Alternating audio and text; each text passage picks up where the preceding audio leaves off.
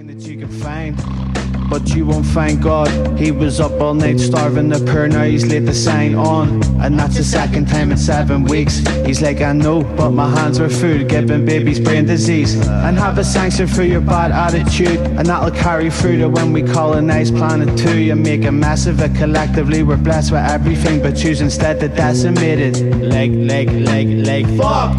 Who knew human nature was to be a cunt? Like fuck. Who knew human nature was to be a cunt? Like fuck. Hello, welcome to episode 12 of the Rig Rundown. Very special episode today. We've got a very special guest here. It's the Rarewitch. Thanks very much for having me on. I'm grateful to be here, Pete. Big up the Rig Rundown. Thanks for coming in, man. I've been a big fan of yours for ages. Appreciate it. Thank you so much. It's cool to have you in. Of course, I'm a fan of yours now after peeping your music there. Yeah, I was showing you Kidos for the first time. Peep some of the merch. Peep the merch. Get involved. What's the date of the gig? We're playing in here. Kidos, we're playing in here on the 26th of April, Saturday, 26th of April. Get down. Soon. Should be by when this episode's out, be the end of the week, I think. Dope. Of course, man, you're playing in here. It's Friday, the 23rd of May. That's right, yeah. Opening for Uncle Geko. And there's another head playing as well. It's going to be dope. Uncle Geko and Floodgates, yes. It's going to be a good night. Come through. We're going to shake the room. It's going to be good crack. So like I said, 26th of April, it's Kidos with Delusional Silence, who were previous guests on our show, episode 8, I think it was. Right, so Rig Rundown alumni. So it's a nice reunion. And then Thursday, the 8th of May, we got PXBX. Got a single release show coming up for big up PXBX. You made the first PXBX video. I did. I made the first couple. Yeah, I did. And I enjoyed making them as well because they're badass tunes and they got badass merch. And they're gonna do a badass gig. I know. Yeah, that was but here, if they're ever looking at any more videos, hit us up. Like. Oh, absolutely, dude. Yeah. It was Thursday, the 8th of May. Thursday, the 8th of May with PXBX, Shortest Straw. I've been fucking up saying this name. Adrenochrome. Isn't that like the fucking the drink they have in Clockwork Orange, the milk drink, is it, or something? That's obviously what it is. Is that Sentimester? An April. So it's a stack lineup. Dope. Unreal. You got it all to come. Boom. Amazing. Dude, thank you so much for coming in.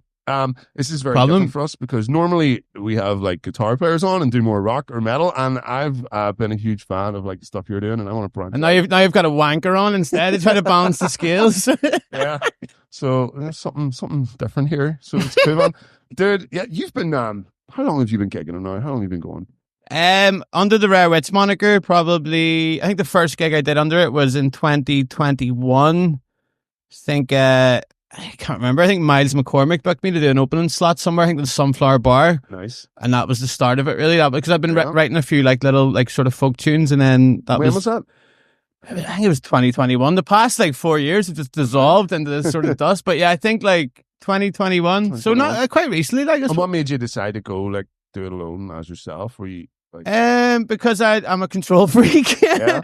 No, I've been spending a bit of time. I spend a lot of time by myself writing tunes, and it just seemed like the right thing to do. I have worked with other people before, but I don't know. I developed a body of work. It was my first album, Shrap Rattle, and I just wanted to go out and play them like places. And then I enjoy playing by myself. You have a lot less variables. I mean, there's enough variables with me playing that it's like to be worried about. So if I have to worry about other things going on, it's like a nightmare. At least now I know if something fucks up, it's all on me. It's all good. So Brilliant. Yeah. Well, dude, where did the name Rarewitch come from? Is it a parody on Blair Witch? Yeah, it was a parody on Blair Witch. It was I was living in London studying at the time, and it's really like not even that much lore to it. I just watched it and was like just trying to come up with a YouTube pseudonym, and I just changed it to Rarewitch because, like, I don't know, we were just calling things like, that's rare. And then I was actually blocked the night before drinking ginger wine and fell asleep. I was living in student halls and fell asleep. This is insane. Like, with the shower on, fell asleep in the shower and it was too hot. I was hammered and all the steam vapor went through my halls. So when I got up and turned the shower off, it had melted all my artwork on the wall. Oh, and you know the way, like, I think like a pen actually, when it runs, it holds like rainbow colors. Okay. So everything like tripped out. I thought I was tripping balls and I woke up, but no, I just left the shower on. So if you're looking to trip balls in a legal way, just steam your room out. Yeah, room out. Yeah, everything will run. Yeah, everything runs. Yeah, everything runs when it's near me anyway. So it's like, but yeah, that's where I came from. And then, but the weird thing about it is, I play banjo, obviously. Yeah, and apparently there's like a video game forum called the Rarewitch Project. Right. And they focus on a video game called Banjo-Kazooie. Banjo-Kazooie. Uh-huh. Exactly, yeah. And if I've literally made like the most, I've created a pseudonym that makes it actually harder to find who I am. So if you see my show and you type in Rarewitch Banjo, it just brings up this video game. Fucking Banjo. I know, but it's too late now. I thought about changing my it. band, Kudos. You ever heard of the fucking keto diet? Yeah. Yeah. Good luck finding our shit anywhere. Like, maybe you could team up with it and do like a concept album about ketosis or something. Dude, I'll be looking royalties if you ever do that. When you're going to create something, do a Google test. You know? Yeah, I've learned that now. Like, but it was too late. But it's too late. You know, when you've had like a pseudonym for a long time, it's too late to change it. Yeah. And then what would you even change it to? And you do feel weird coming up with your own one, because it's like when people try to give themselves their own nicknames. Yeah, it's like, but it's too late now. That's where it is. It's stuck there. I tried changing it. It was 2 words. It was Rare Space Witch. Yep. And I tried just for like a change to just have it as Rarewitch as 1 word. And I feel a bit better with that. So yeah, no, it's good. That's fine. So then, when you started developing Rarewitch, who was inspiring you? But did you have anything you set out to be like, or were you just taking as it came? I suppose I was just expressing myself, really. Influences. I remember hearing before I created the Rarewitch thing. This is like 2014. Yeah. I remember hearing Kimmy Dawson did an album with A$AP Rock, and it was a sort of mix of like kind of lo-fi acoustic guitar with an MC, like a really talented MC, an American MC. And I think that was where I first started thinking, damn, like, you know, combining kind of hip hop influences with folk. Obviously, I'd been inspired before with stuff like Subterranean Homesick Blues, like Bob Dylan stuff and other such like folk rap stuff. But that was where like I really started trying to, I don't know, it really inspired me. And then I sort of did it for a bit. I couldn't practice in the house, the flat we're in, because it was annoying my housemates. So I used to go out busking. And then that's where I basically learned, like in fucking Pottinger's Alley, like years ago. Was you in the banjo? Yeah, and now it's guitar. Guitar? Oh, did you play guitar as well? Yeah, guitar. It was originally guitar, yeah. Still, banjo only came along in like 2016. How did you find changing from guitar to banjo? Did you take it on as a brand new skill, or do you haven't? You know, it was like, I love guitar. Like, I learned guitar when I was younger. That's what was my first step into music. But something about picking up the banjo for the first time, it was like, it's just so like raw and like stripped back. It's a little like more percussive. Yeah, there's the percussive aspect of it with the claw hammer and stuff, but it was more just how like raw it sounded, and like fucking like it's like a barbed wire being rubbed against your ear. And my voice is like that kind of too, so it complements it quite well. Okay. And then with guitar as well, I found it really sort of, I don't know, only till recently, but like really quite one dimensional. I would just get bored playing guitar. I don't know why. I think it's because I always start playing like, you know, 12-bar blues, like into like, and I love that, like, but just I'd like to do something different. Get yourself some modulations and stuff. Yeah, well, I was playing with a different tune in there the other day, and I wrote a song. It's like F-A-C. I don't know. I might as well just be saying fucking letters, but yeah, like I've started experimenting. I'm starting to redevelop my love for guitar again, which is quite fun. Okay, so we might hear maybe some Rarewitch guitar. Maybe. Yeah, there's guitar songs. There's bouzouki songs, like, but there's no. I did write one song guitar. I was going to release called can't remember what it's called now. Obviously, it wasn't very good. But yeah, there should be some guitar stuff coming out soon. I'm working on an instrumental project that's a mix of guitar and synth that I'll put out hopefully quite soon. I've got about 5 tracks ready, like, so. Oh, brilliant. Don't have a name for it or any of the songs. Like, do you ever get it where you write songs and you try to name them after? Yeah. And you're just slapping labels on it? No, see, this one's called fucking Milk and, like, the fuck. Well, I don't know how you name your songs usually. It's quite one-dimensional. It's like, right, okay, this is the chorus, that's the name of the song. Fucking pretty, man. But yeah, your genres, folk and hip hop, 2 very different genres. How did you decide to marry those together? Was it you were just experimenting with different things? Was it always what you were setting out to do? It's just, I suppose, like the music you make's reflective of what you're interested in. Yeah. I've always been like mad into hip hop, like since I was way younger. All sorts of hip hop, mainly like boom bap or like UK hip hop. And then I've also been massively influenced by folk music, so it was only natural to try and fuse them together somehow. And it's only now with the banjo as well, because it's quite quick and you're playing like sort of this quick triplet timing. it works well with the quick spitting. Whereas I'm not really like, obviously you're like talented or no, you're lead singer. That's I play guitar as well. Play guitar, yeah. But like I can't play quick like guitar. Like triplets or yeah, but that's sort of, it's very quick and it's very, percussive, and hip hop's very percussive. So it's sort of, it just worked. Like, do you know what I mean? That's sort of, I suppose with a background of percussion, like it kind of, sort of, well, I don't know if it does work. Like it probably doesn't work. How did you go about like learning, to do your own songs? You did. Did you just start like rapping in the house or? I've always been a songwriter. I've always been a writer. I've always loved writing. That's been. Did you start from singing and move into more rapping, or? Well, I can never sing. I still can't sing. Like I just sort of I can sort of say words that are vaguely in key, so at least it doesn't sound too discordant. But there's a lot of songs we do sing, like the sun's coming out.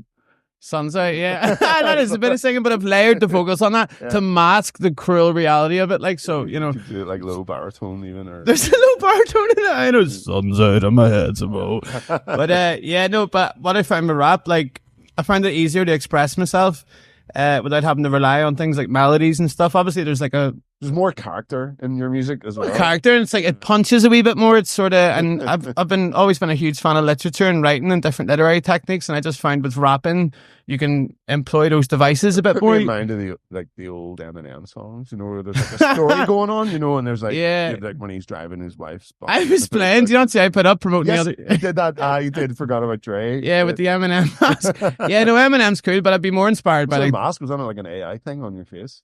That's what I mean, an AI mask. Yeah. By the way, fuck AI. Just but yeah, no, it was just sort of like loosely inspired by my own experiences, like hip hop. I'm a huge fan of it, and I just find hip hop. I love wordplay and like syllable play, and with like rock music and like folk music, I just never was able to like explore those avenues. Like, but then with hip hop, it's like, I don't know. You got it with hip hop. You got to fine tune every fucking line down so it works perfect. And I love that shit. Like that inspires me. It's the same as well. Like for hardcore metal vocals, when you're grounding it all, you can't just be spitting out some. Yeah, that's shit. true. That's true. Yeah, exact. I'm being a bit. Yeah, I know you're right. Yeah, but that's what it seemed to me. That was the only way I could do it, and it also meant I didn't have to be able to, hit some Drake vocals. Like all this like R&B. I could just sort of just give it stacks. Did you do you dabble with any other instruments or styles? Do you I play keyboard. Play keyboard in, because you can hear a lot of that. You program it in or play it in? Yeah, I play keyboard. I play a proper keyboard, and I play a MIDI controller as well. So that allows me to sample various sounds and then play it with it's an MPK Mini. It's 2 octaves on it or something. Brilliant. But that also, like, it means, because you can write songs on guitar and then flip to the keyboard and then transcribe it, and then it makes the song something completely different. It's more interesting then. It sort of develops it further. I play like bouzouki a touch, although I've left it behind. I'm gonna go and find it somewhere. It's a big like triangular guitar. It's a bigger guitar. It's sort of like a mandolin but bigger. It's like all the strings are in double kind of doublets. I was gonna say I don't know, double each string. Yeah, but I tuned it into like the most boring ass tuning, just like G D G B, so it's open G, just so you can fuck about barring it up the neck. And then bouzouki. I have a mandolin. I play that. So I think I have a automaton, not very good at it. The Japanese instrument that sort of looks like a little head. Yeah, it looks like a squeeze. I play that. Just anything to get my hands on, man, to be honest. I just love playing music. Like, I'm not very good at it, but I fucking love it. Show then. So you're in here on the 23rd of May. What does the live show entail with all of these instruments you play? Do you bring many of them, or just reliable on? I used to split it between keyboard and banjo, because the majority of the songs are keyboard and banjo. Yeah. But then it's like, because I don't drive and you're transporting all this equipment, and I'll tell you this, it does my head in. See, trying to put instruments in a taxi driver's boot and they start whinging at you about it. Yep. And it's like, right, so you're already doing me in like 14 quid for a lift into town, and then you're gonna say, can you pop the boot? No, he's like, it's like, for fuck's sake, man. Like, so I've sort of sacked off the keyboard because that's for now. Fucking mood they're in. Yeah, that is off the keys, like, as well. And there's like, the Man in the Cupboard, like some of my best, that I think of my best songs are on keyboard, but you can also transcribe them to banjo as well. You can transcribe anything to the banjo. So anything that's what I was going to ask you. Have you ever swapped your styles? But you have songs that are more folky style, you have songs that are more hip hop style. Yeah. When you're playing live, do you ever swap them around? Do you ever do one on the banjo that's usually on the keys? Do you ever do one on the keys? Yeah, I've flipped them around. Like, I mean, the way like I started as well, I remember I got booked to play Gyros in Portrush. Have you heard of that? It's like an old school hip hop I night. remember Gyros in Belfast. Gyro's Portrush in the Atlantic Bar, and like there's all these rappers playing. Like I always get booked to play these rap gigs, or used to anyway, and then I turn up with a banjo, and then people be like, oh, "Fuck this!" Like, so I had to learn to.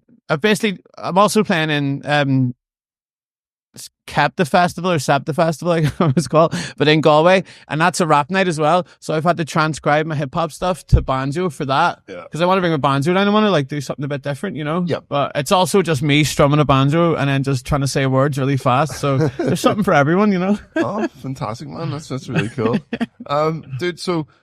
Before Rarewitch, take us back. Like when you started making music, were you in any other bands? Yeah, I played music with some punks and stuff when I was younger, but there was nothing really that concrete about it.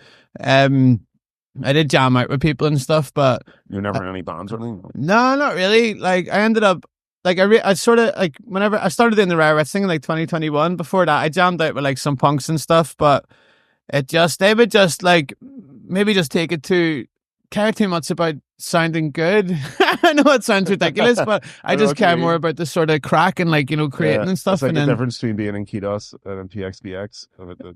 Yeah, maybe so. Yeah, maybe so. I'd be more in the PXBX kind of like bands. And there's nothing wrong with that here. There's nothing wrong with taking passion in what you want to make. Rock and roll. Yeah, no, but don't get me wrong. Obviously, there's nothing wrong with taking pride in what you're doing. But for me, it's just not that I don't pride. Well, maybe I should take more pride. I mean, there's in your music, you can tell there's like some characters in a story. It's not like someone who's tried to do 20 takes of this most epic fucking no, it's all it has to be natural. Yeah, I try to, which is like kind of, I don't know, I just get bored as well. Like if you're trying to record stuff, like, I don't think I could ever do a studio or something or layer stuff up. You should try playing technical metal guitar. Technical metal.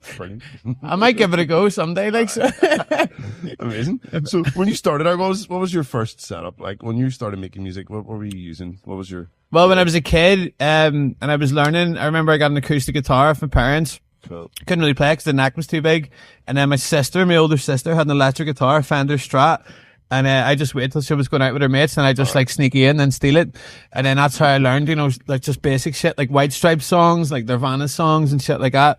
And then, but I wasn't recording nothing or writing nothing. And then when I started recording, I think like it was during lockdown, really. Like that's when I first. What was your first release?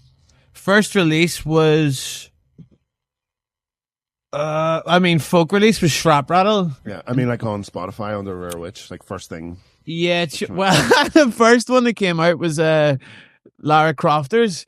Right. And it sampled, loads of cutscenes from the Tomb Raider games, the original ones on PlayStation, and then chopped it up with various hip hop beats and samples of Belfast kind of, arguments and memes it found. That's fucking brilliant. So it was sort of like a fuse. I don't know. It's fucking weird, man. I get sued at the ass by everyone. I don't know nothing to do with it. What kind of Belfast arguments have you got? Like just shit on YouTube. Like even like the crosshat thing, like the fucking, like, just those classic, the grave. Crosshats. Now we're getting to the reason. Yeah, that kind of shit. Yeah, like that. And then it's still on there, and every time I see it and I have the gun at it, I'm thinking about taking it down, and I'm like, no, I'll keep it up. Like, yeah. Awesome. you have to remember where you came from, And what were you recording on then? So I take it you've got some sort of microphone, some sort of interface. Yeah, I record on what's the chain look like? I was studying my master's, and they gave me a grant to pay for tuition, and then straight away I bought an SM58 because I needed a microphone, Of course. And then before in London I'd already bought like a MPK Mini, Akai, like a MIDI controller, and then that all just goes into the laptop on Ableton 11, various plugins, like I got like a little 8-bit plugin. I've made some like weird ass shit, dude, like swear to God. But yeah, initially it was just a folk straight into the Ableton. Everything's recorded DIY. I have a little, like a sort of, I don't know how you call it, like a vocal booth type thing. Oh, like just a vocal shield, like a not pop shield, but like like a that's what vocal shields. Shade they call them. Looks like eggshells in it. And they're shit. good. Like they don't make it quieter for anybody else. It just stops all the reflect. Yeah, that was it. Yeah, it's meant to sort of I'd use that sometimes for recording. I've had to record in some DIY ways, man, because the banjo sounds like dog shit, and you want it to sound like dog shit. But not that kind of dog shit. It needs to be like... It needs to still be a bit good. Yeah, there needs to be some texture to the dog shit. It can't just be that liquid ass shit. Liquid ass dog shit. That's the worst one. Fuck. Okay. So, what were the early sort of sounds and themes you were exploring when you were developing? You said you did the Lara Croft one. I know you've taken samples from other things like notable, hilarious internet characters for the hip hop stuff. Yeah. Just sort of, I don't know. You'll find in my work, like I make cartoons and visual art too. I'm just I'm always trying to reflect the kind of banal and the monotonous of everyday life where I live. And now I live in Belfast. Going to buy a vape or or like waiting on a bus or like, you know, or like losing your house keys or some shit, or, you know, and it's like, that's always going to be like prevalent. So that's why I use a lot of repetition in my work. It's so relatable. Like I've been in every one of those situations, spoke to every one of those people. That's what makes it try to make it personable, like, you know. But yeah, those are the kind of themes I try to explore. Like certainly with the folk stuff, I mean the hip hop stuff's a totally different kettle of fish. That's a lot more abstract and surreal. Although there is surrealness in the folk stuff, but there's a lot more structure to it. Like some of your hip hop surreal stuff, like the guy in the kitchen and the tomato. The commie chef cipher. The other fellas that drop their microphone into the ocean. Yeah, the deep sea cipher. You've done the research. Sometimes you go in these podcasts, it's just like, oh, what are you doing? No, it's fucking pretty. Yeah, I'm working on an EP of those ciphers. So I've got the commie chef one, the deep sea one, the solar system one, and the insect one, and then the next one, the way I was thinking of tying it up, you know, in like you know what, I'm not going to say because I'll read it. Tell me later. Not on the. That was a good wee sort of bit of promo there, that indirectly. So this is going to be an EP coming out then. Yeah, this EP will be out soon. This is like, because all the songs are done. I was going to ask you, because you've those songs you've done the videos for, but they're not on Spotify. No, people keep asking me to do it. I thought I was going to end it with a commie chef one, and then I just love making them so much, you know, and it's like, I need to make so many you haven't done. You should start taking like suggestions from no, but people I do get suggestions, but then it's like, it's the same. I have a weird thing. I don't know. I must have like maybe dropped on my head, but it's whenever people like sort of suggest ideas to me, even stuff to watch on TV, I just listen to, I just physically can't do it, because whenever I'm listening to it or watching it, I just imagine them, and it's like, it's ruined. I have to find it, and it's my own fault, man. You know, I'm losing out on anything, even stuff I would enjoy. It's like I don't get the chance to watch it or listen to it because someone's recommended to me. Ruins it. So I live life with blinkers on, and then I finally find something. I'm like, oh. No, fair play, man. Best way to be. That's cool. So when you started gigging as Rarewitch, what kind of gigs were you playing? You said you played mainly rap gigs. Who were you playing with? I was playing, obviously my label that I put my music out through, Geko Records. Yes. Jay Sutton, one of the best MCs on the island, like, he booked us to play like various gigs. He was setting up Gek gigs. It was him inviting me to play Gyros that time in Portrush. But I was always this sort of like, I don't know, like not doing off the, like the DJ set, like, you know, playing off bands, or like, but it sort of added a bit of novelty to it. Like, so they were initially the first gigs. The first gig, I think, though, was Miles McCormick. He's a really talented bouzouki player. That was in Sunflower. And I was like nervous as shit, dude. I was playing like the banjo, and if you look at footage from it, I'm like, you know, just like focused in on the mic, like don't look at anyone, don't look at anyone. And then I remember like fucking before gigs, like throwing up in the toilet. No, like fucking just nervous as shit. But now I couldn't give a fuck. I'm like, now I make people throw up, so it works quite well. Fucking right, it's full circle, you know. That's it. You want that confidence. You want to be. Yeah, no, I don't care. I don't not check anymore, but it was just starting out. I would say it takes something like 150 shows to find your confidence and get good. So you need to work all of these. I still get a bit nervy, like, but like we did stuff. I remember in London before, we'd sign up the open mic nights and stuff, and then you'd have to go up and try to invent a song on the spot. All right, okay. I remember like trying to do Bob Dylan piss takes and all, and it was like, no, just to get over like to force that fear like out of your head, like, it's like, right, if this is as horrible as it can possibly go, it can't go any worse. It can, but it hasn't yet. Like, but I'll wait till it does. Amazing, man. No, that's cool. It's brilliant to hear all about the early beginnings and the origins and where it's coming to. So, like, take it up to like your latest album. Yeah, it was a double-sided Rocket Science. Rocket Science. Yep. What was the idea for the double-sided? Was this a whole concept because of the two styles of music you do? You just wanted to meld them together in one release, or? Yeah, it was because I mean, they're vastly different sounds on both sides. Like the A side is a stripped back surrealist folk banjo kind of music. Yep. And then the other side, it's a sort of moody, melancholic kind of hip hop, lo-fi type thing. But obviously the banjo is lo-fi as well, so it works holistically. So I thought I'd release them together. And I love the idea of like maybe putting it out on a tape.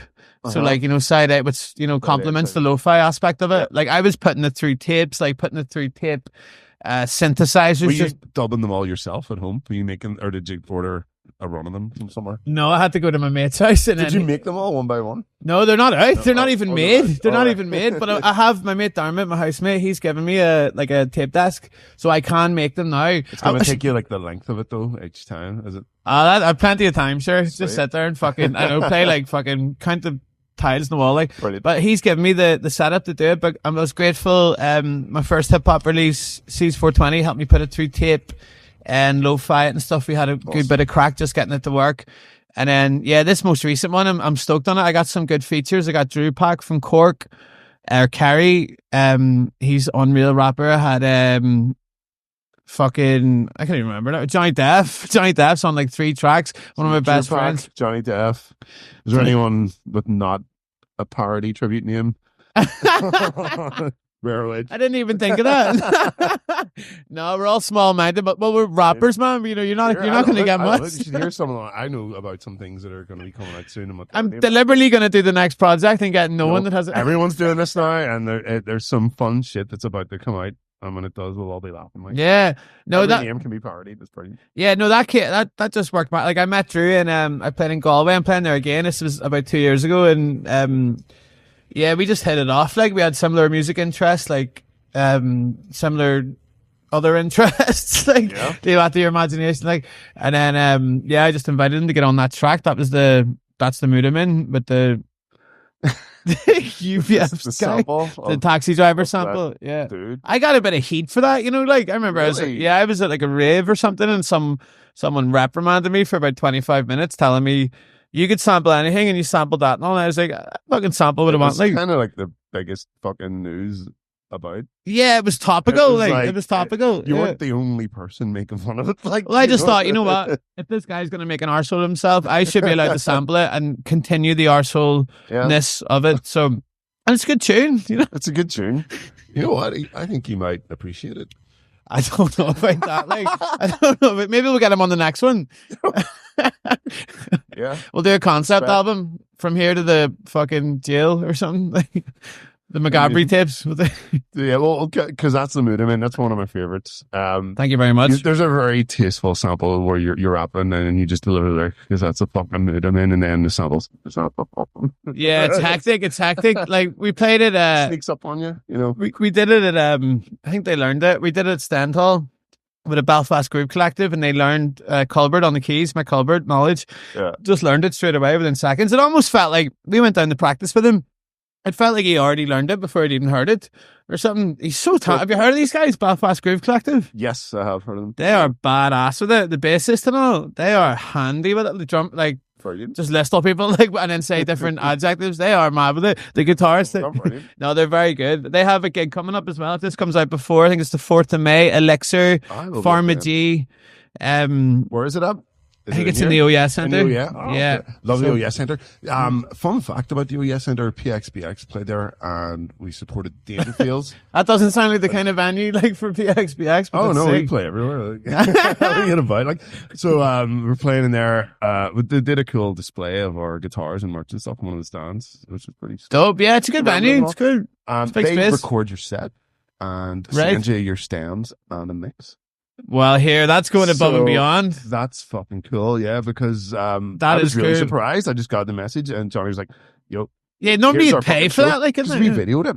Now we have an actual audio, so yeah, we might put something together. I'd be scared of hearing my stems back after a gig. And a mix. So, well, the mix, I think it's just a live mix and you get it, but it's fucking. How did it? I suppose it's recording space as well, isn't it? So like, I think it's just something they do. So something to look forward to if everybody. Can't hate on that. Like that's. I would like it if every venue could just deliver you your guest recording of the show just in case you want it and it was good. And I would like it if that. Yeah, but I mean, come on, they're doing their best, I suppose. But that's crazy. That seems like it's going above and beyond. Like feed your stems and your mix. Shout out the OES Centre. There we go.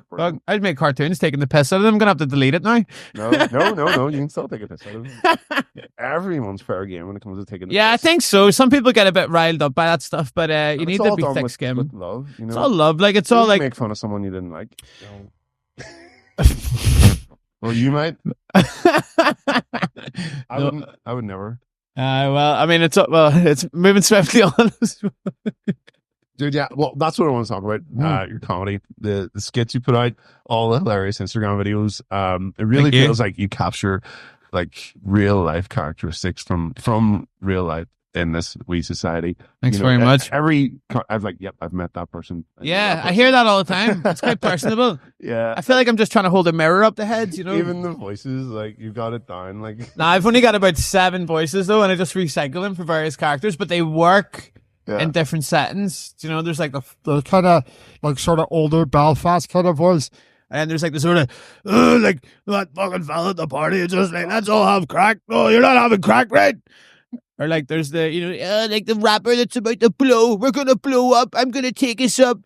There's the guy that's like taking the draw or like the bong and he's like, oh, I just never like exhales it like ever. There's like 7 of them, but they hit like there's room all for everyone. Those people. I probably know about 7 of them. Most of them have probably been me at various points of time. Yes. No, a lot of it's based on me, dude. Like 100%. It's all like deprecative, like without a doubt. It's like brilliant. No, you can tell there's a real genuine, there's love in what you do. Oh, there is, dude. There is. Like recently I have like satirized various stuff in popular culture, like, but it's not for the want of trying to make the world a better place. Well, you know, you're not. I mean, you're just making fun of it. You're not making fun of people. People are making fun of themselves. You're just painting it. I'm just painting it up. Like, I know it's like, if you don't want to, like, stop being, I don't know. You know what I mean? Like, I know. I'm dreading the fucking when you're going to start making fun of thrash metal people. That's I already did. You don't remember the punk one? No, I'm talking about the metalcore. The unbuckable fuck. Oh, that's more punk, isn't it? Yeah, the metal. Oh, here, you're putting an idea in my head now, dude. Everyone's shitting themselves, wondering when you're going to start sending them.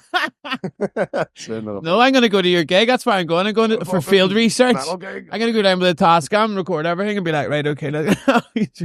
Fucking right, man. Well, when it comes to comedy or music, what do you consider yourself more as, a comedian or a musician? Neither at all. Neither. I don't just fit into any of it. Yeah, I suppose an artist, like, 'cause it's the most like blanket term, really. Like, whenever I hang out with comedians or go to comedy nights, I don't fit in at all. Whenever I hang out with musicians, I do not fit in at all. Really? So yeah, no, definitely not. Type of musicians, you should. Yeah, no, I mean, I get on with musicians, but I just don't really. I don't have the same sort of. I don't know, like, it's just not the same. Like, I don't know, the way How do you fit in the most then? Like skaters, punks? I suppose skateboarders are like just weirdos, like really just weirdos. If you look at my friends, they're all just sort of like a weird kind of eclectic group of like, you know, people. Like whenever I have a birthday party or something and everyone comes through, it's like just all these random people. You had your birthday party. It was your man Connor G was talking about it. Yeah, you put up big up Connor G of fucking mushrooms growing out of your skateboard in your garden, and then the next picture was like, "Look at this lovely mushroom salad I made." And they were like, "Did he get the mushroom?" Yeah, no, they were turkey tails. Turkey tails. They're really healthy mushrooms growing out of the board. Not sure if them ones were.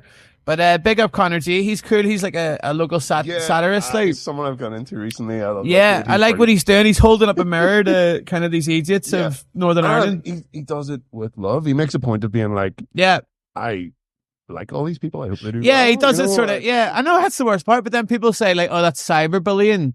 But that's not cyberbullying. If you're taking, if someone's putting up videos relentlessly, making a dick out of themselves, and he's putting up. He also has a policy where if you are not up for it and want it to come down, he'll be like, no problem. And the people that like are against it, no harm to them, but it always seems to be the worst people. I'm sorry, you know, the people that need to have that mirror held up to them. I swear to God, and I've seen them try to pile on TikTok the odd time, not to be too critical, and it's like, no, this is the most vital thing in Northern Ireland at the minute. We need someone to be holding up like a fucking mirror to like some of these absolute idiot. Sorry. Absolute hilarious characters. Some of these hilarious characters that are so dope. Yeah, who we do love, and they love us. Yeah. And we love you.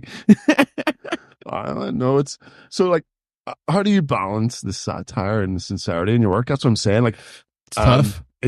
You can tell who you're making fun of, but you can also tell that you're not being mean. Well, I'd never you're not punching down. You're being funny as fuck. I'd never deliberately satirize someone who wouldn't like it. Well, yeah, or a specific person, unless it's a huge figure at the time, you know, like some, like, you know, a sort of public figure, like, and I think that's fair game. Say if it's just some random bloke, you're literally kind of asking for it, you know. Yeah, like, and I try to look at me. I try to keep it like safe. I try not to like, unless you've like, for example, I made one recently about obviously the fella that was on the podcast spreading misinformation and sort of borderline racist rhetoric. And that's, I think that needs to be called out. But generally, if it's something like I made one about Young Spencer, Young Spencer, the rapper. Yes. Yeah, I made one about him, and that went a bit viral. I like his stuff. Yeah, right, whatever. But I made that, and I actually met him at Stand Hall, and I went up to him, and I was like, and he's super nice, the nicest dude. It looks like he would be nice. Yeah, and he's all like, he came up this after the hip hop gig, and he's like, it's cool what you're doing, big up.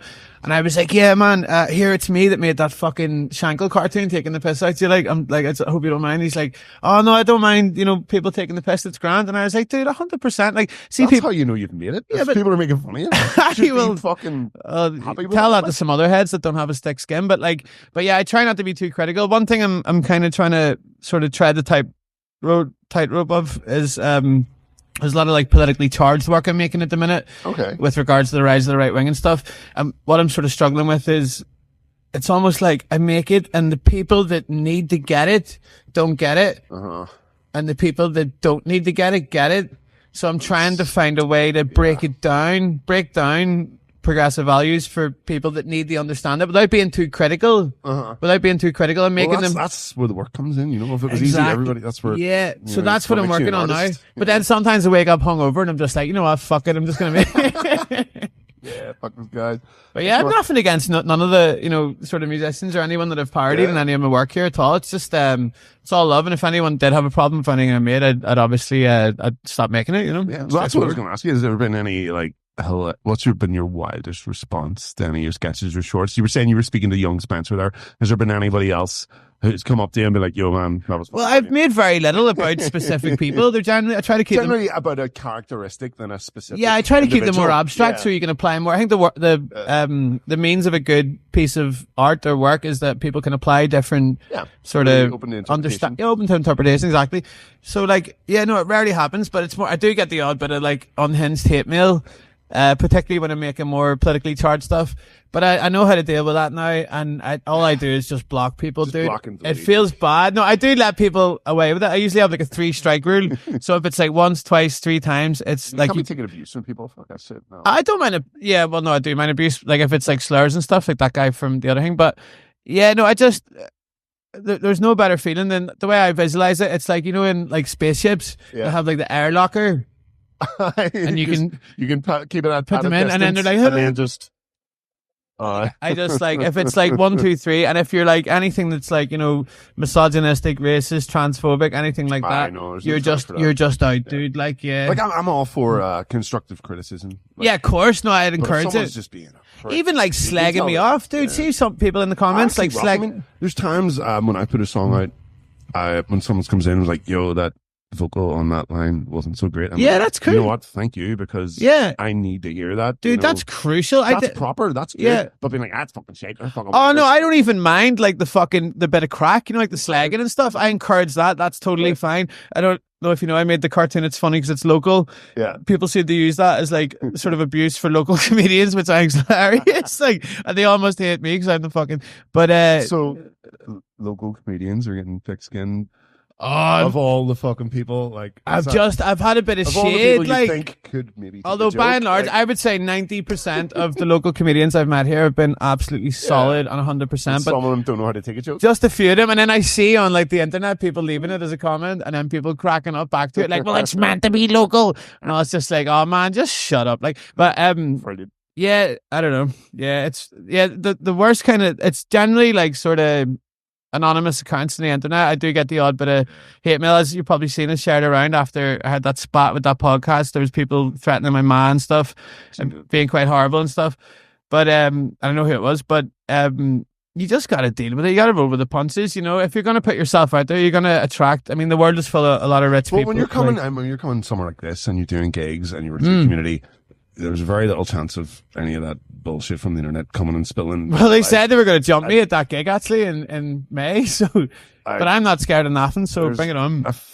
There's a lot of levels of security and people you need to go through. It doesn't, but it's more, the problem is it's just people on sort of hiding behind accounts, just wanting to Yeah, I've had a fair few of it as well. It's bullshit. You just got to put it away, man, because it'll pickle your head, and you can never let it affect your creative approach as well. But like generally, as you've seen in my work, I don't make stuff that sort of focuses on various people. Like I try to ebb and flow. I just follow what's going on. It seems like what is I'm like, what are you seeing? What's on your grid? What's on your newsfeed? And then we see your video. Yeah. Like and it works, and people seem to enjoy it. Some people don't, and that's totally fine. You know, one of the last full songs you put out. Please tell me what to eat. Oh God, yeah, I know. What's the name of the song? Please tell me what to eat. Please tell me what to eat. Butternut ball bag like plum. So yeah, no, that's I never noticed before. I was listening to it today, and at the end of it, there's a whole like different slogans being shouted out. Yeah, from food influencers. I was just wanting to satirize food influencers, and you know what? I've got friends that are food influencers. Me too. And they're lovely people. Yeah, and they're awesome. Completely dead on, but you have to be allowed to take the piss. There are some that are like. Yeah, I know, but that's the same as anything. Like, you know, same as anything. It's like metal. There's people that are amazing, and there's people out there that are cringe. Yeah, you're gonna get it in all spectrum. I'm not saying it's inherently wrong to be a food influencer, but if you're gonna do it and you're gonna be but if you're gonna do it and you're gonna be that like sort of weird, like you're gonna get the piss taken out of you. Like, come on. And if you don't want me to take the piss out of you, I'll not do it. But maybe stop making it so easy. Reviewing food and being all like, right guys, today we're gonna sit down and try, and they're always eating like the most boring. Yeah, it's just the exact same thing. Like this guy's reviewing like a fucking like a curry chip or something. It's like, dude, I've seen that. Why does it bother me? I don't know. It shouldn't bother me. Some of them are actually funny. There's a couple of guys that like, he's like, yo motherfuckers, how's it going? And it's like, he's almost like he's taking the piss out of it. Yeah, there's a few that are funny that don't. It's like, right, do something different. I think I know who you're on about. Yeah, he's good. Would you like to eat this pizza with me? Yeah, I don't mind it, and I'll tell you what. See, when I'm laying cabbage on the phone, I sit and watch it. Like if it comes up, I'll be like, when we get a date night in the house, me and my missus, she's on. I thought you were going to say when we get a date night. When we get a date night, what we would do? Well, when I'm doing it at home, she'll go on and actually type in, you know, whatever town it is, restaurants, and that's how people find places. Shows you food influencers. Yeah, so she'll go. But dude, like the thing that bothers me, this is what grates me. They always give these like unbelievably positive. Yeah, like you have to get here now. It's like, dude, it's a fucking gravy chip. Like, for God's sake, like why have you got it? Like, I don't know. I think it's what's the word? Like artificial.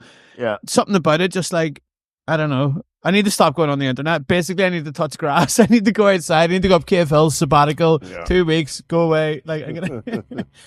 Awesome. My whole art exhibition was like there was so much like at a solo art show. It was like a lot of the sort of topics I was exploring were related to like influencer culture. And I was like, that's because I just been sitting like just fucking looking at these bastards. Like, but some of them are killing it. Now there's some like my old band, Delusional Silence, AJ the drummer.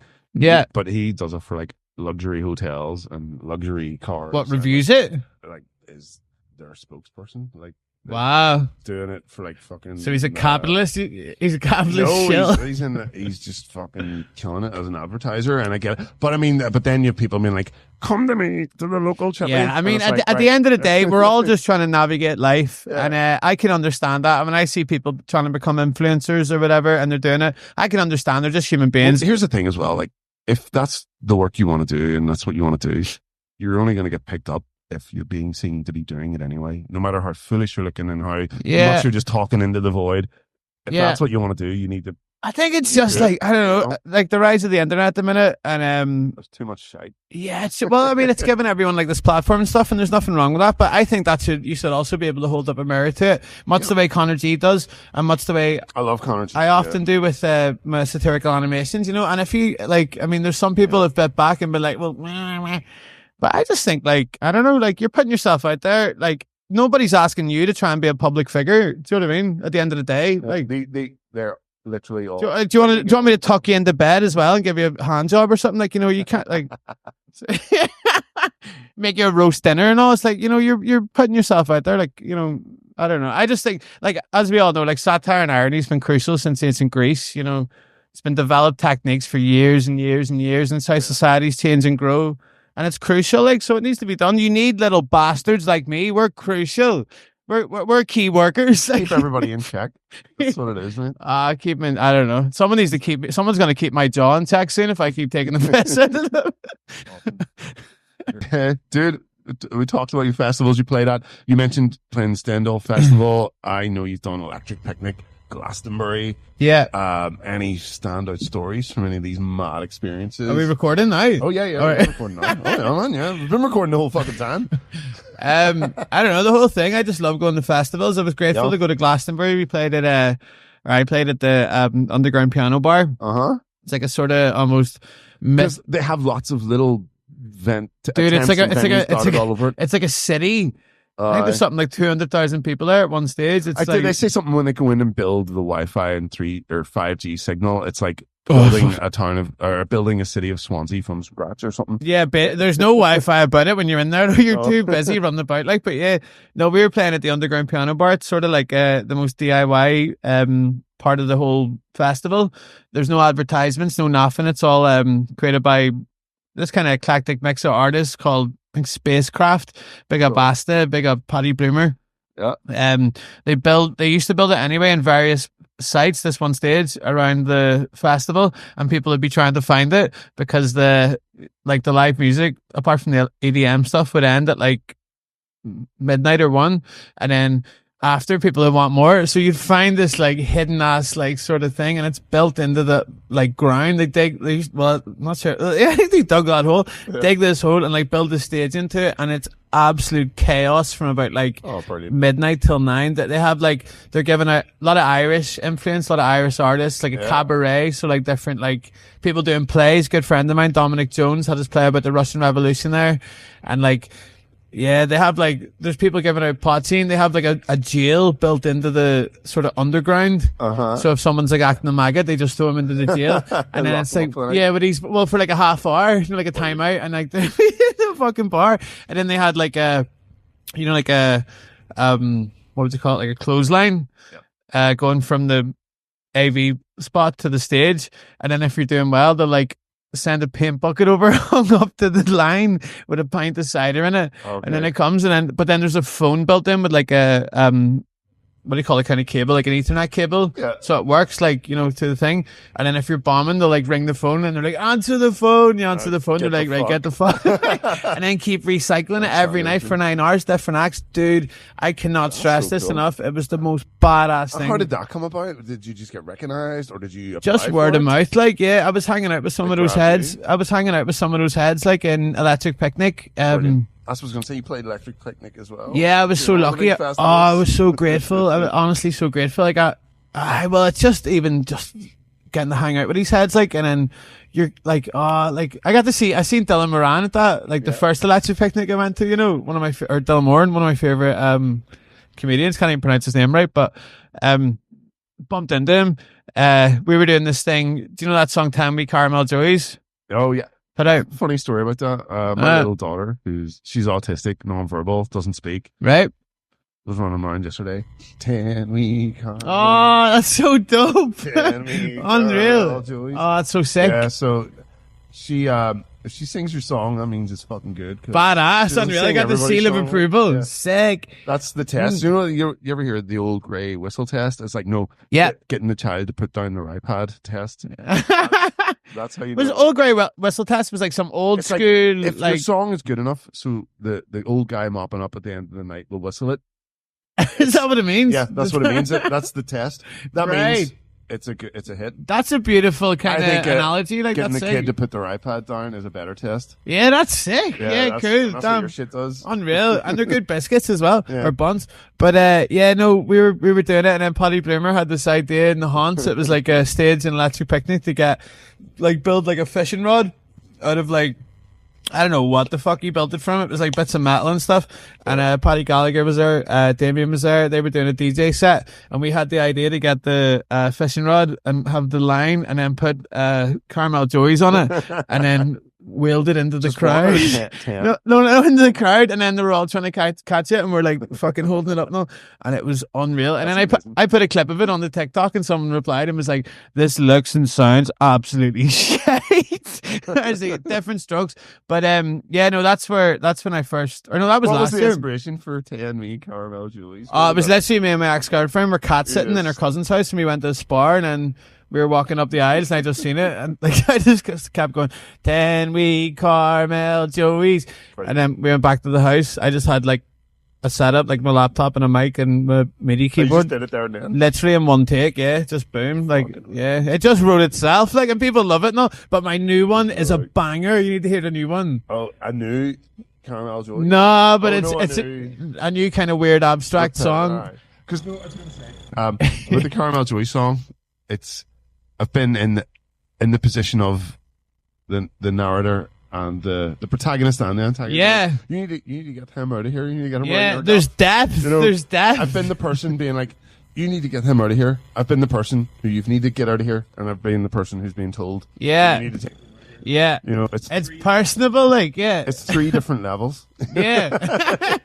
3 to 10 different caramel joys, dude. It works. But no, what I was saying, we were doing the fishing thing, and then I turned up to do that, and then bumped into fucking Dylan Moran.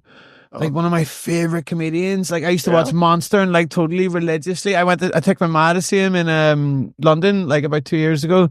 And I was like, as soon as I seen him, he looked like this. You know, when you see someone you're like fucking in awe of, like all of a sudden they're like about like 1 million feet tall, and you're like, and I was like trying to find the words. I was like trying to go like, oh, I love it. And then he just goes like, where's the nearest bar? And I was like over there or something. And then he's like, but where? And I was like, over there. So like basically I had one chance to meet one of my favorite. See, what you should have done, like, the bar is right here. And just had it in your back. I didn't have it. I didn't have like, it. Just open your I blew it. Absolutely blew it. Every time I meet someone I'm into, I met this guy, you know who Bill Shakes is? Bill Shakes? Yeah, he's an MC from Blackburn, part of the Blah Records crew. Dude, one of my favourite MCs, and I went to see him in London. They were doing a Children of the Damned gig in Brixton, and I got there and I was a bit blocked, like, and then after the gig, it was an unreal gig. I met him and on, like, got a picture with it. I was like, oh, can I get a snap of you? And I was like, oh man, I love that song, Ritalin Adventures. It's blocked. And he was just like, oh, cheers, bub, that's a King Grub song, but thank you very much. So I tried to hit him up and then said the wrong song. I still think about this to this day. Dude, I've done that before. Those cringes and you're like, oh. So basically, I'm not allowed to meet anyone that I actually look up to or like, because I will make a complete dick out of myself. Well, say you shouldn't meet or work with you. Yeah, but there's like, that's because of the hero, but this is because of me. Yeah, no, you're right. You shouldn't meet anyone, basically. Brilliant. So, is there any, you've done all the big festivals, is there any more on the horizon? Any this summer coming up or to be honest, I was working my way through a tough breakup there. So usually the festive application scene's about sort of September to December. So you have to apply for all that? You have to press forward for it, or do they? Well, no, actually the other ones was like word of mouth, to be fair. Like it was just sort of DIY like kind of thing, so which all is really viewers cool. out there, everyone else who's in bands and wants to hit up big festivals, what's the best way to Don't even start partying and being friends with the just be yourself and get out there and have the crack. Like, I mean, I'm really grateful. I've been really lucky to have, you have to be lucky a wee bit. Like, I've fucking managed to meet some awesome people who have brought me to some awesome places. Like, but but you still apply for the process. Like when I first played Stentall, I went through the process, like, and I would still have to do it. Like everyone has to do it, like, and I was so stoked to play there. That's a class festival. That's probably one of my favorite. And actually, I don't know. I like all of them, like, I suppose. But Stentall's badass. Once you're in, though, like, I know when I was in Delusional Silence, we got into the Hard Rock Hell festivals through like a Battle of the Bands thing. But and they did it before I joined. And once they were in, got repeat bookings, we were back to play Hammer. Yeah, I think it's like a lot of like networking, same as anything in the creative arts scene. Like once you're in. All you need to do is make one good impression. Well, you can get straight out as well. If you all you gotta do is fuck it up. No, I don't. I would never take anything for granted. I mean, I'm lucky to have got anything I've got. I'm not expecting to play anything this year because I had a quiet application season. I didn't really send anything in. I think I might be playing a couple of, like, maybe you heard, but every time anything I've been booked to play, I've just been like so lucky to get, like, it's all just been like massive luck, like, to be honest. Like, and you hear my music and stuff, but people seem to enjoy it. I love making it, and that's the main thing. And that's it. I mean, the love carries over. We did that Germany thing, the Hamburg. It was like an Irish art residency, like, and that was sort of similar people that were involved with Picnic and Glastonbury and stuff. And it was all like word of mouth. That was one of the best experiences of my entire life, dude. That was seriously badass. Like a surrealist Irish art residency, basically, which is like every single ticks every box that I'm into, you know. What was your setup for that? Was it a banjo keyboard again? Did you? I was using banjo, but I was playing quite weird. I had what was I doing? I was plugging the banjo into a Marshall amp and then miking up the amp. Right. Because it seemed to Is that like something you'd never done before? Was this brand new to you? this was sort of I did it at Ulster Sports Club, and there's an unreal sound guy. Shout out to Tomas, the best sound guy I've ever worked coming with. through like the clean channel just to amplify the banjo, or were you adding anything to it that changed? There was a wee bit. It had overdrive on. I'm quite sure, but like just but dude, it was so quiet. Like the gain was like literally if you put the gain up like a fucking fraction, it would like ruin everything. So it was just like, but it was a nice balance. And then for that, yeah, it worked really well, especially because we're playing on a boat in a ship, so in the sort of brig of it, so it had natural acoustics anyway. So. But I've got a new pickup in the banjo now, which is cool. Like, that's it, man. Yeah, you brought your banjo here to show us. What was the new pickup you put in it? How does this work? So this is a Daring Good Time banjo. It's an open back banjo, 5-string banjo, like for traditionally more sort of bluegrass stuff. But I play oldie time, kind of claw hammer. Can I show you it or no? Yeah, of course. People. Go grab it. Bring it down here. Show the people. Dude, it's a fucking animal. Like, I swear to God. Class. But when I got it, the tuning peg was bust on it. Mm-hmm. So I had to use wood glue and like shape it in. So you had to fix this yourself? Yeah, I didn't even go to a Luther, but like... What was your process then? Did you clamp it, glue it? Did you just throw fucking everything at it? Dude, it was like... Helped? So it worked, right? I put, just quick dry super glue, like tacky glue into it, and that worked. I did this about 2016, and this worked for ages. And then I played in the Beehive in West Belfast. Oh, yeah. Comedy gig I did, and it fucking went really well. It was a great gig. Shout out Kieran Franco and Beehive Comedy Club. Mm-hmm. But I left the fucking banjo on the side of the stage like this. And it fell. Yeah, as soon as I was walking down the stairs, I heard it fall. And you know when your instrument falls, and generally it's okay, but you just know there was something off about it. So this popped out of it. And then I had to glue it back in and try to make it work. And so then you did it, the whole repair job all yourself? Yeah, DIY all the time, man. Has to be. It's like held up all these years? Just about. It didn't hold up. I played at the Deer's Head. Shout out Connor Charlton at the Sunday Comedy Club. Go to that in Deer's Head if you get a chance. Oh, yeah. But I went to play it and like just had the worst gig, maybe the worst set I've ever had in my entire life. And I've had some stinkers. It's great promotion for it. Yeah, if you want to see me bomb, go to that. No, there's great people to play it. But I'd spent ages gluing this in, and if you can see yourself how like far removed from the fretboard. But as soon as I started playing, it fucking just started warping, and then I went to like play the D string at the bottom, and I didn't realize I'd put the string in the wrong way around. So when I tried to tighten it, it was loosening it, and it was a bit juiced as well. And then I just grabbed the banjo and just threw it across the stage, and then just started telling one-liners, and the one-liners were great. It was probably the best set I've ever played. But now I've turned it around because I'm a changed man. I need to do that. I need like a plan B for my sets where like I can just start delivering stand up if shit's here. You don't want to get to that. It's fun. You're in big trouble if you get to there. But I'm very grateful. My good friend Ben hooked me up with this. It's called a Fishman Rare Earth pickup. Nice. And it works by way. 9-volt. Yeah. It works by way of magnet, so that's not actually touching the body. Okay. There's like a little sort of magnet. There's like a gap like that big, so it's not too. It captures the natural reverb and sound of the banjo. By the way, big up the band. I keep shouting at all these people. He's just released some music with a band called Goblins with a Z. Goblins with a Z. It's like sludge, trad, metal, surreal chaos. Like, it's fucking dope. Sludge, trad, metal, surreal. Yeah, I can't explain it. It's sick. He plays an electric banjo. But he hooked me up with this. Before, when I was playing, I used to get an SM58 mic. Yep. And just tape it to the rod. Okay. Because Miles McCormick, again, great bouzouki player. He showed me it at that first gig, and he was like, "Oh, if you're in a pinch, Paddy, you can always just tape it to that." Mm-hmm. And then I just kept rocking that for years.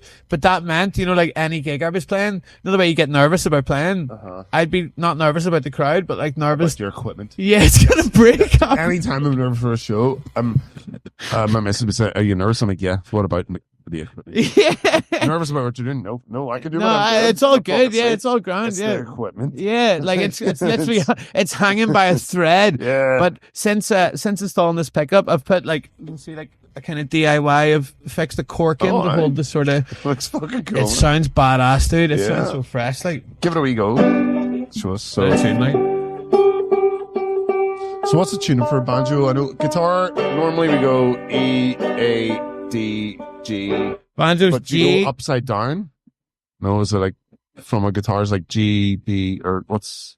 Well, guitar's like E, A, E, A, D, D, G. G. Yeah, no. So like the bottom three are a guitar. So like that's G, or no, sorry, these are so D, G, B, D, G, and then there's a D. All right. So it's the E down two. Okay. And so then a whole different new chords. well, it's open G. Yeah. And then there's the drone, which is the high drone. Yeah. So when you're clipping on it. Oh, okay.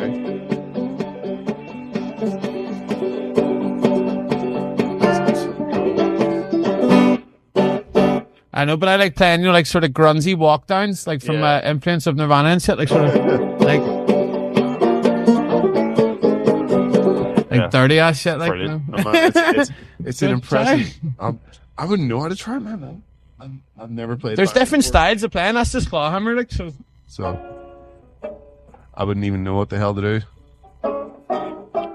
I would embarrass myself. Yeah, no. Yeah. It'd be career suicide. Here, tapping on a banjo is the one. No. What you want to do, man? You want to start tapping and shit? Like that's it's an impressive bloody instrument, and I think I should learn some banjo. It's almost better.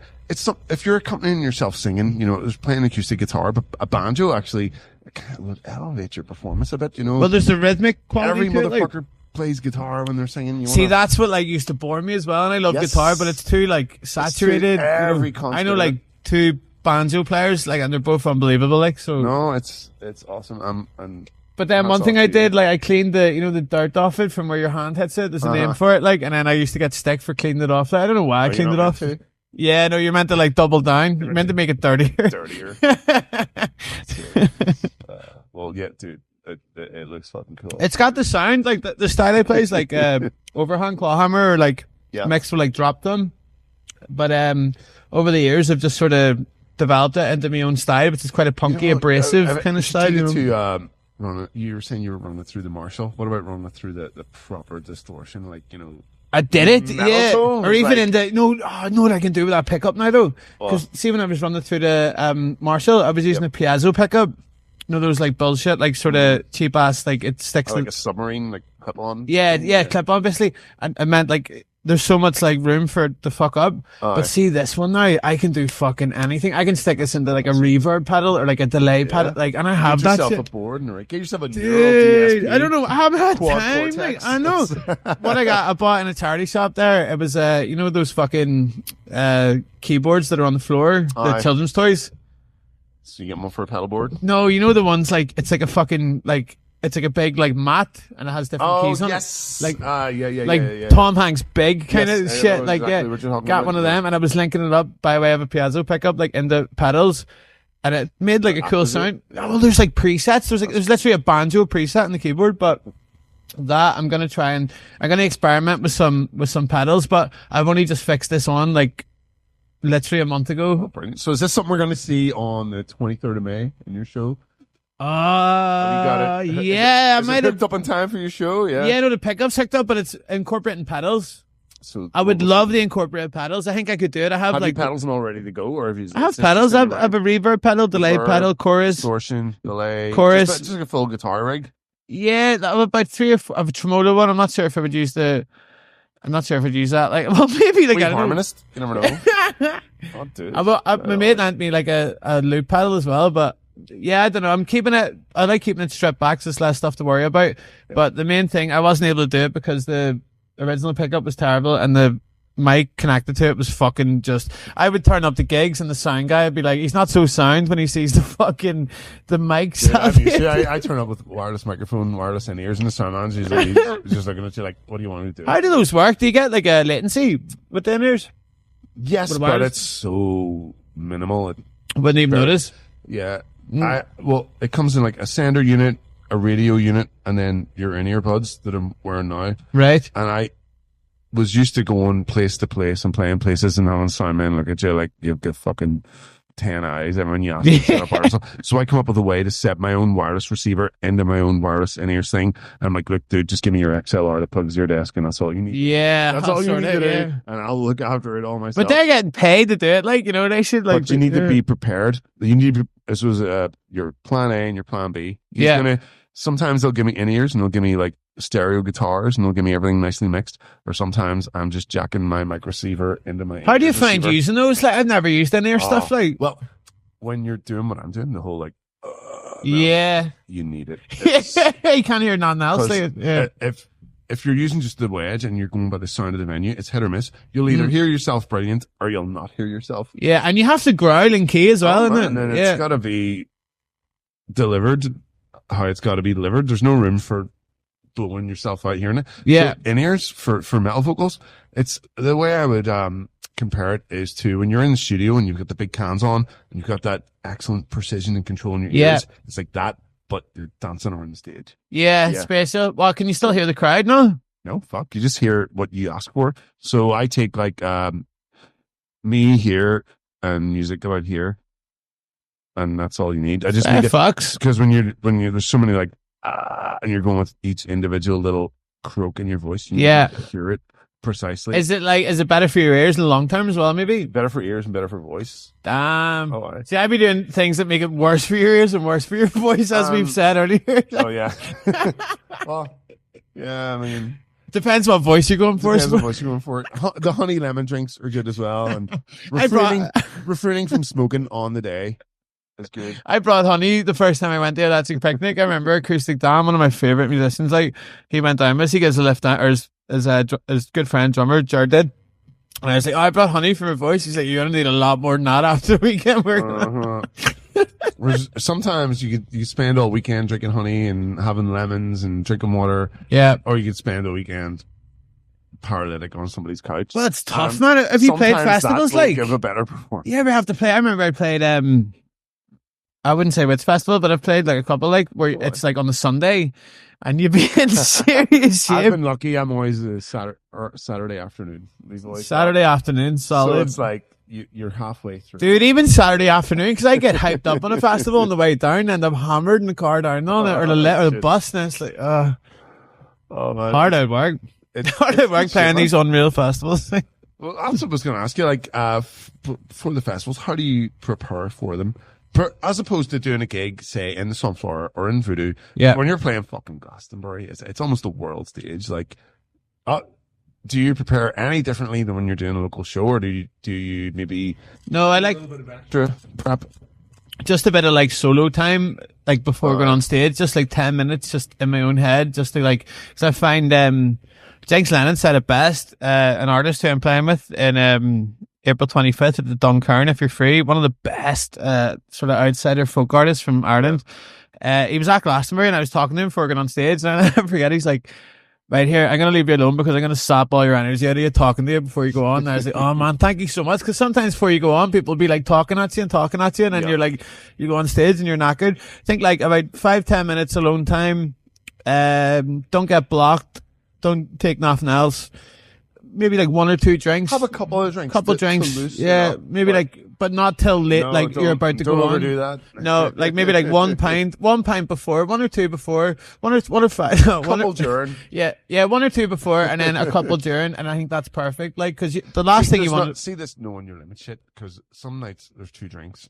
It does fuck all, and there's some nights 2 drinks get you fucked. Yeah, but you need to know, you need to be keep careful. Your limits different on the night. Well, the thing is, with my music, it's very, live performances, it relies a lot on like audience interaction. There's a lot of like, it helps to be more. Yeah, it's like a fusion of like sort of music and, crack. Yeah, crack. I hesitate to even say like stand-up comedy, but like, you know, just sort of bantering. Oh, fuck, did I just say that? Audience participation. Cut that word out. I've never said that word, right? Yeah, bantering. I just said I need to be rounded up. But you know what I mean? Like sort of audience participation, like back and forth. And if you're too juiced or whatever on something else, you're completely on a different level, and then it doesn't work. You need to be on the right level with the audience because they've paid in to see you, and you need to treat them with respect. You know, imagine turning up juiced and all, and you're just like fucking can't like. Unless it's like you know, like Iggy Pop or somebody they go to see for that reason. You know what I mean? Like, yeah, but even I don't even think like, he can hold it down. If you can hold it down, dude, I can't hold it down, and I know I can't because I've played gigs before and got hammered and not wrecked the gig, but I haven't given the best account of yourself. And maybe come away from it knowing yourself. Yeah, just knowing I could have done better, dude. I could have done better. And even though everyone else would be like, no, that was brilliant. I'm like, but I know it could have been yeah, better. this is my early stages. Like, I haven't got, like, it's been a long time since I've been hammered at a gig. Like, you know, it's just, like. What's the biggest show you've ever done? Like, what's your largest set? Largest crowd? No, largest set. Like, how many songs? Like, biggest show? Like. Probably someone's kitchen at like 2 a.m. for about 7 hours. Before, like... I've played like an hour-long set. I've played like we did at Stand Hall. We did like 40. I did 45 minutes. That was quite long. I could play for hours. Like, it depends on the venue. Like, usually I get bored, or like I start feeling like I'm boring people. Like, I've played sets like that have went on like close to an hour, and then you start going like.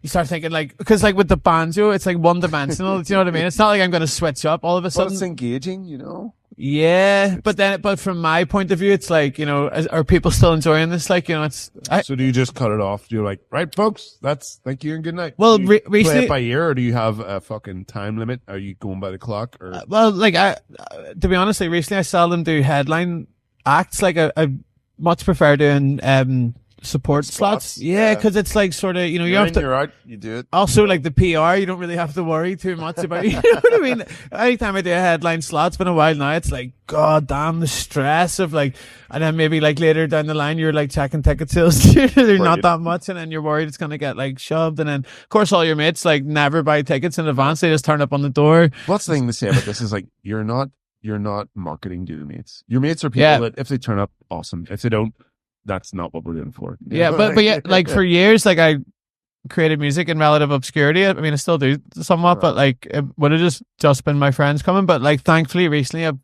attracting like kind of more eclectic crowds, like random people.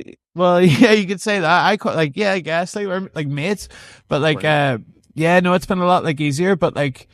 Yeah, I don't know. Like, it's scary doing those. I like the support slots. Get me on at the start. And also when you're doing a headline slot, you're on like you know, the last thing, and then like, you know, you got to sit in that bar for like 4 hours and keep it solid. Well, that's the thing. A lot of people think you're playing a show. It's like your 2-hour show. No, it's like you're there from 5 o'clock. Well, what's the longest set you've done?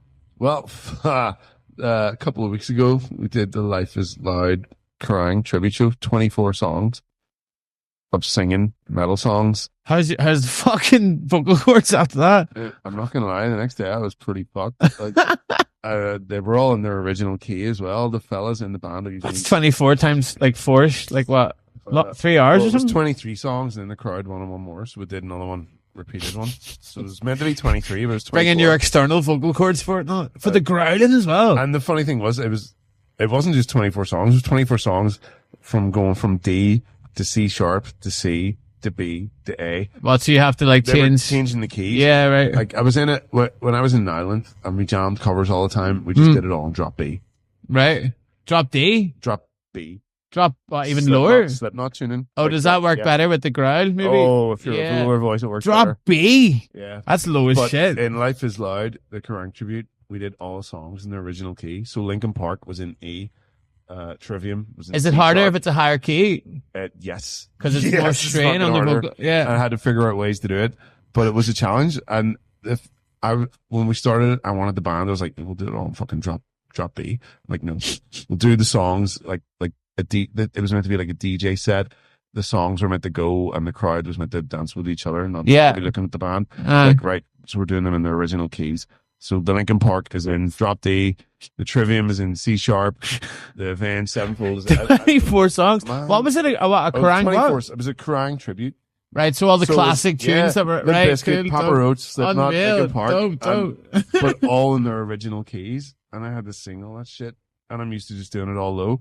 And the band were like, look, and they made trying to knack like a 3 liter of honey before. They made a very good point. They're like, if you were going to see them, the songs, it would be all, you know, in the original keys. And I was like, yeah. Oh. So did it, and it went pretty. If you can do it, you can do it, man. And more here, big ups, man. But like, I don't know how the fuck you did that. Like, it was tiring. It wasn't easy. In a fucking boiler suit and a Corey Taylor mask. Really? Yeah, full fucking costume, the whole theme and everything. Wow, where was this? In here. Well, I never even heard of this. What the fuck? Thanks, Johnny. Yeah. No, but also I'm like a bit of I have blinkers on. Like I never like. See No, that, it's in here. Hope it'll be in here again. We're working on the next day. That sounds badass. Do you play Duality? Yeah. I push my fingers in. That's classic. Johnny, fucking Corn. Wayne Blade. Yeah, Wayne Blade. But it's like trying to do like a spitting image thing, trying to do sound. Yeah. Alikes. Oh wait, do you mean spitting them as like mask? No, like sound alikes, like trying to do imitations in the sound. Right. I think we Okay. did pretty well. That's how we were doing them all in the original keys, and it was harder for singing. Dude, you must have been fucked after. Yeah, it was. Fortunately, we got it all on video, so we can watch it all back. And Where is it? Can you stream it online on YouTube or something? yeah, it's private. I'll send you it. Send me the link. I'll have we watch that later. That sounds dope. Badass, It was man. good fun. Fair Yeah. fucks. Where's me whinging about playing a banjo and just singing out of key and all? The guy has to do about 100 million different vocal ranges. Yeah, well, fucking. Is you anything coming up? Then you're excited about it? Apart from you're playing here, 23rd of May. Yeah. That's your next one here. Yes. 23rd of May. So grateful. Big up Johnny McKee. Big up Voodoo. Thank you so much for inviting me. Uncle Geko. Uncle Geko and Floor. Fucking. Or no, who else is playing on it? Hold on, if I scroll up here. So sorry. I can't even remember where I live, so you have to allow me this. Like, sorry. Out here, yep, it's Floodgates. Floodgates. Big up Uncle Geko and Floodgates. Uncle Geko, Floodgates. I haven't checked Floodgates, but I'm going to check it out when I get home. I bet it's badass. Like, if it's been booked by Johnny, it's badass. So, And then 26th of April in here, Key Dawson, Delusional Sound. And then 8th of May, PXBX. yes, I. PS and Unreal. Die, single release show. Single release. The Big up. PS and Die because. Big up. Yeah, brilliant. Yeah, I've got some gigs coming up. I'm playing, where am I playing? I'm playing in the Duncairn, opening support for Jinx Lennon. Oh, very good. As I was saying, like, he's like unbelievable, old school folk artist, like a fusion. He kind of raps as well. He raps, like, he does, like, I don't know. You need to look him up, dude. He's honestly the best live sets I've ever seen in my entire life. We just played in the Deer's Head as part of Imagine Belfast Festival. Shout out to Mags. And Did you see they're bringing back Culture Night? Do you remember Culture yeah, Night? I've seen they're bringing it back. You got any plans for anything on it? Oh, probably not. I never get don't invited think that you shit. I don't think you need to be invited. I think you can just. I've got a few I can plans. I'm just- gonna go and I get can blocked just and plug run in. about and enjoy it. I can Like, just pick a spot and plug in. Like, yeah, I I kind of don't think you have to. that. I prefer just running about, man. That takes me back to years ago where you could actually. It's the one time where Belfast feels like a European sort of Yeah, like a real city, not some not just shit. And then I remember seeing they teased the idea it was coming back, and then on the Belfast Live comments, there's all these people like, "What? So everyone's going to drink in the street?" And all. It's like, dude, this happens all around the world. Like, what Drink the? in the street. Like, there has to be like, There's a like couple of have a other bit of notable crack, holidays where people drink in the street. you know, like Nothing yeah, said about it. and nothing said So, about it. Can No. we have actual culture having it? When please? Culture Night got taken away, I was devastated. I used to love just wandering around Cathedral Quarters, seeing all these Yeah, I different loved acts, it. bands. It was so like My brother, actually made Rusty Belfast Hedges always does a big one around in Yeah. Boombox. dope, All the gays. dope. Yeah, big ups, man. Big up the gays. Dope. Big up the gay. Unreal. You know, man? Mm.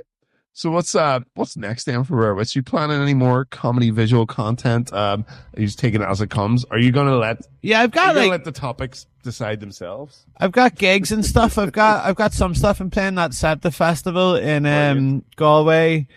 I'm playing in the Duncairn. I'm playing. It's all hit me at excuse me. It's all hit me at once. I can't remember it. You know, I need to get a calendar because like, I have Yep. this horrible thing with my brain. I can't remember anything. But there is like some cool stuff coming up. I've got a single coming out. I tried to make it the other day. I made it in one day. It was Brilliant.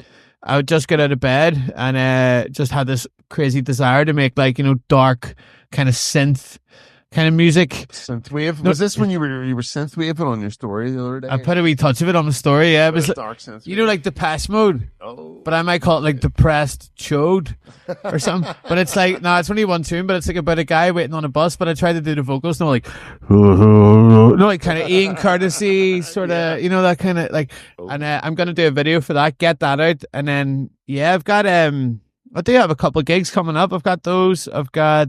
I swear there was like another gig. I don't know. It's all. I'm sure there'll be many. I don't know. I'm sure I'll be able to. There'll be It's many. That's a good thing. My about being brain's porous, here dude. in Like, Belfast, like with yeah. regular gigs coming up, and I'm working on some more cartoons. I got some more animations and that's what I was stuff. going to ask you. Are there any more collaborations you're chasing down? You did one with John Devlin, Toaster in the cupboard. Yeah, that guy. Yeah, that was funny. Yeah, I fucking loved it. Yeah, he's a good dude. I met him. His stand-up's great. He's really funny. What part of Rarewitch are you from? He's mad for that. It's funny that I would work with him after making that. It's funny because it's a local cartoon, but I think it works well. It's funny. No, he's a good dude. He's lovely. Yeah, I want to work with Big Don. Donegal, he's a rapper from West Belfast. As part of Gale Force Winds. We were talking about maybe getting a tune together for his next project. I'm working on a video I've got an XL bully called Winston that correlates the rise of far-right extremism with an out-of-control XL bully dog. I'm going to try and get that done. I don't know. I struggle to work with people. I worked with a guy called Male Vogue, if you ever hear him.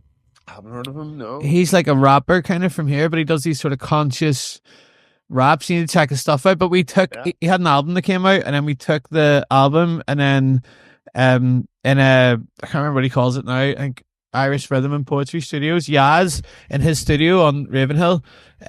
We took all the hip hop songs and then learned them with like trad instruments. Yeah. So I was playing tenor banjo, and then Yaz on double bass, Caitlin on piano and guitar, fucking Stefan on fiddle. And Brad on drums, and then like did like a set with that. So I'm not like averse to working with people. I would like to do more stuff with them, but for me, it's like, I don't know. I think I'm just a control freak, dude. I just want to make my own shit, like, and just get it out and work on my own shit, you know? I understand entirely. That's one of the reasons why I like broke away from bands and started podcasting, because it's like something you can be like, cheery baby. I'm posting this today. Yeah. I don't need to get 4 other okays before I do it. Yeah, there's that too. Which, by the way, being in a band, like, there's only going to be a way you're going to release quality stuff. Me singing by myself, no one gives a fuck about that. How do you know, man? You don't know. But do you care? If I've got good drummers, good bassists, good, like, right. I know a bitch a lot about being in a band, but there's a reason why I'd say so. You're hardly doing it for a laugh. Like, there's a reason why it's better, but there's something to be said about being solo and being like, let's do it. Well, like, to be fair, I am jamming with people at the minute, and you know what? It's felt like I've been on like a research project. I've met like some really cool musicians lately, and we've been trying to set up a jam. We met a guy called Kyle O'Neill that plays like Bazooki. I think he has some stuff coming out or is out. We met another guy called Callum, who does like really talented like guitarist, and then I got Dermot. I have all these like sort of musicians that I've met recently, and we're hopefully going to get a wee jam and try and get something like concrete together, you know. Right, man, but I'm just too busy wrapped up writing songs about bottles of piss and fucking bollocks, like, so. Being a wee genius. Well, we're geniuses, so we are. That's awesome, man. Well, yeah. So what's the future then looking like for Rarewitch? It's looking a lot brighter than it was before. At the minute, I'm just trying to recalibrate. I had a breakup there before the end of the year. I just got through it and stuff, and it's all good. You know, we're all in good places. Like, I think I'm just trying to, I don't know, keep doing what I'm doing. Like, I don't know, just keep satirizing. Keep satirizing shit. I got some music coming out. I'm working on some new stuff. As I say, I've got those 2 singles. I have that Depressed Chode, Piss Take. Dude, this is like, I can't even lie, man. This is like one of the most badass songs I've ever written. I think you'd love it when you hear it. Like, I'm excited, man. Depressed Chode. Is this with Johnny Depp and Drew No, Pack? it should be though. No, it's just me. But I am hopefully, although Johnny Depp wanted to get on it, but I'll let you hear the name. I'll not say it on air. It's for the future. I've got a really good one I'm sitting on. What? Oh, you're not saying on air, right? I'll tell you later. As soon as you say it, I'm gonna be like, No, that's the future. That's hopefully how things are gonna go. I finished my masters there. I was lucky to get my solo art show off the ground. That's right. You did the art display. Art exhibition, yeah. Art exhibition. And Platform Arts, big up Platform Arts. So what all was happening in that? You had you'd some of your reels playing of like your cartoons, things set up. I had to make. It was tough to make because I went through that breakup at the time, and it was kind of difficult to make stuff.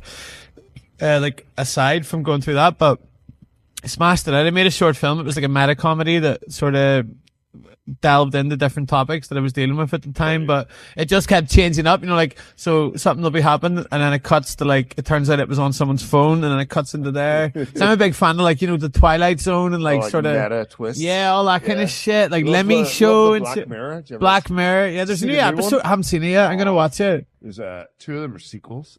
Is there a couple out? There's a sequel to USS Callister, and there's a sequel Oh, to USS Callister is my favorite one. and a sequel to the Space Fleet. What do you call the video game one? Bandersnatch. Bandersnatch. Sequel to that. Is it done the same way? Yep, same actor. Oh. It's not interactive, but it's the same characters and actors. All right, yeah. And it's a guy in the 80s making. Isn't like game. your And man it's about from People Do marriage. Nothing in that? Fuckers look. Dude, Dude, I thought it was just one episode. Is there a series on? It's a whole series. See, I'm working Some through. of it is brilliant, and some of it's fucking too depressing. But that's what you want, dude. Charlie Some Brooker of is a it's like- legend.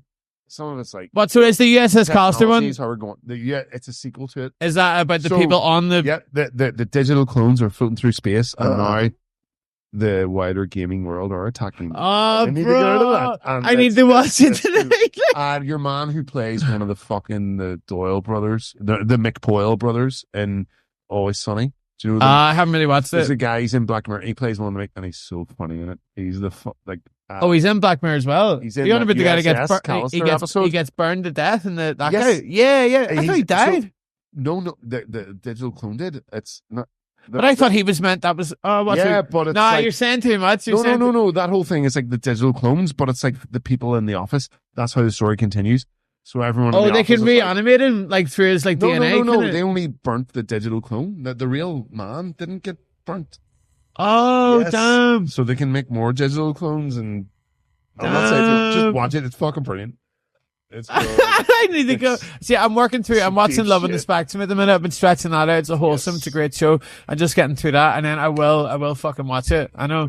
It's good. Like I've been trying. Sometimes I feel guilty watching stuff because I should be making stuff, but I was productive yesterday. I made a few bits. I made a cartoon recently. well, how are you gonna get inspired to make stuff if you're not That taking shit doesn't things in? inspire You know, me, dude. Like what inspires me is like the kind of everyday life, like the kind of the horrors of reality. That's what inspires Charlie the Brooker and the hilarious. and the hilariousness. That's what we do. We convert horrors into hilarity. Like half the shit you come up with must have been because you were just behind some cunt in a shop that was just. Yeah, I'd like to buy a vape, please. Like, Basically, yeah. A lot of it came from it was sort of like when I first started writing comedy, I was a wee bit depressed at the time. I was living over in England, and I had to I just found it really hard to get out of bed. I know it sounds stupid, I don't know, I just fucking couldn't do it. And then I remember what got me out was and getting outside was just going outside and just trying to find something that would make me laugh. yeah. And sometimes that's at the expense of someone else, maybe just someone that just Inadvertently, though, I mean, Yeah. it's not done with any kind of. no malice at all. Just something it's just that's a wee nuance. That's a wee weird and you sort have of to be from here to get it. Yeah. sometimes as well. yeah. It is funny because it's local, unfortunately. Yeah. But there is I try to make it sort of I try to make some more farther reaching stuff. I've got some new cartoons coming up. I'm working on one called The Boat, and it sort of correlates sort of right wing and left wing politics and the dangers of sitting in the middle, but as if it's a boat. And the right wing guys, with them. yeah, and the right wing guys obviously sort of gluttonous, and he's you're taking up all the room and starting to sink it in the left. It's Okay. so I'm trying to. I shouldn't have said that. Another thing I was going to ask you: any scope of doing a series in a South Park or something? You I've know? done series. Have you not heard of Young Wob? Oh yeah, no, I've seen Young Wab. I've seen the Lavery's Land. Yeah, Lavery's Land. That's quite a long one. Yeah, I mean, a series every week. Thursday 9 o'clock. Going for the Yeah. serial kind of thing. problem is it's I used to do that. I made Young Wob, for example, and the episodes were 20 minutes long, and it would take me a couple of months to make them. But then it just felt like the longer format stuff, as much as I enjoy making it, and I am working on new Pure Mad, by the way. Anyone that's in the Pure Mad, it's coming out very soon. But it just sort of, I don't know, it just felt a wee bit more cathartic to make shorter, punchier things, because I was trying to tackle specific topics, Okay, and then I could sort of get it done, and then boom, and then move on to different with totally different characters, totally different ideas. But yeah, I would like to bring Young Wob. I've been speaking with people producers, about possibly, trying to it up, yeah. or just working with them and not picking that. I don't think they'll ever pick up. You can't have a thing on TV called Young Wob. It sounds like a pedo ring or something. Well, there's some mad things on. There's no way. But no, I've been chatting with people. I sent a couple scripts off to someone, really good guy at the start of the year, but I was going through it a bit. And I think they were good scripts, but maybe they weren't right for a sitcom kind of thing. Yeah. And they didn't really like him. Well, maybe they liked him, but they didn't think it would work. But It's a sweatshop, dude. I'm just constantly churning them out, so something's bound to fucking click eventually, you know. Well, here, dude. Thank you so much for coming in. Not a problem, Pete. It's been good crack, dude. I hope you've enjoyed Rarewitch. this. Cheers. This has been the Rig Rundown, episode 12 with the Rarewitch. Big up. Don't miss the Ketos March miss the and the Ketos Ketos show. gig. Boom, boom. Thank And you don't so miss much, my everyone, gigs. and thank you for checking us out. And we'll see you in the next.